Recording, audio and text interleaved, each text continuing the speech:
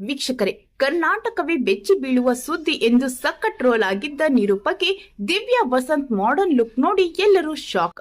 ಸಾಮಾಜಿಕ ಜಾಲತಾಣದಲ್ಲಿ ಗುರುತಿಸಿಕೊಂಡಿರುವ ವ್ಯಕ್ತಿ ಅಂದ್ಮೇಲೆ ಟ್ರೆಂಡಿಂಗ್ ತಕ್ಕ ಹಾಗೆ ಡ್ರೆಸ್, ಮೇಕಪ್ ಮತ್ತು ಲುಕ್ ಬದಲಾಯಿಸಿಕೊಳ್ಳುವುದು ಕಾಮನ್.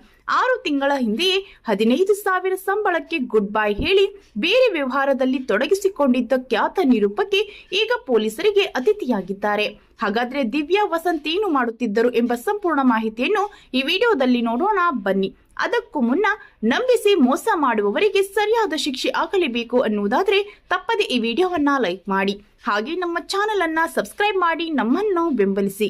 ಹೌದು, ಇಂದಿರಾ ನಗರ ಸ್ಪಾ ವ್ಯವಸ್ಥಾಪಕನಿಗೆ ಬೆದರಿಸಿ 15 ಲಕ್ಷ ರೂಪಾಯಿ ಹಣ ಸುಲಿಗೆಗೆ ಯತ್ನಿಸಿದ ಪ್ರಕರಣ ಸಂಬಂಧ ರಾಜ್ ನ್ಯೂಸ್ ಸುದ್ದಿವಾಹಿನಿ ಕಾರ್ಯನಿರ್ವಾಹಕ ಅಧಿಕಾರಿ ಸೇರಿ ಇಬ್ಬರನ್ನ ಜಿಬಿ ನಗರ ಪೊಲೀಸರು ಬಂಧಿಸಿದ್ದಾರೆ.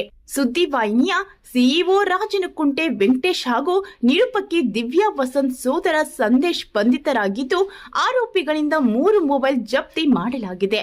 ಇನ್ನು ಕೃತ್ಯ ಬೆಳಕಿಗೆ ಬಂದ ನಂತರ ನಾಪತ್ತೆಯಾಗಿರುವ ನಿರೂಪಕಿ ದಿವ್ಯಾ, ಸಚಿನ್ ಹಾಗೂ ಆಕಾಶ್ ಪತ್ತೆಗೆ ಪೊಲೀಸರು ಹುಡುಕಾಟ ನಡೆಸಿದ್ದಾರೆ.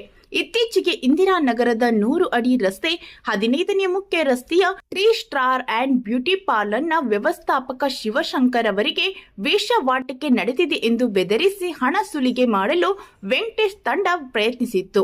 ಈ ಬಗ್ಗೆ ತನಿಖೆಗಿಳಿದ ಪೊಲೀಸರು ತಾಂತ್ರಿಕ ಮಾಹಿತಿ ಆಧರಿಸಿ ಸಿಇಒ ಸೇರಿ ಇಬ್ಬರನ್ನ ಬಂಧಿಸಿದ್ದಾರೆ. ಇನ್ನು ಇಂತಹ ಸಾಕಷ್ಟು ಪ್ರಕರಣಗಳಲ್ಲಿ ದಿವ್ಯಾ ವಸಂತ್ ಅವರು ಭಾಗಿಯಾಗಿರುವ ರಹಸ್ಯ ಇದೀಗ ಬಯಲಾಗಿದೆ.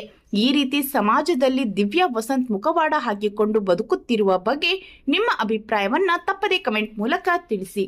ಧನ್ಯವಾದಗಳು.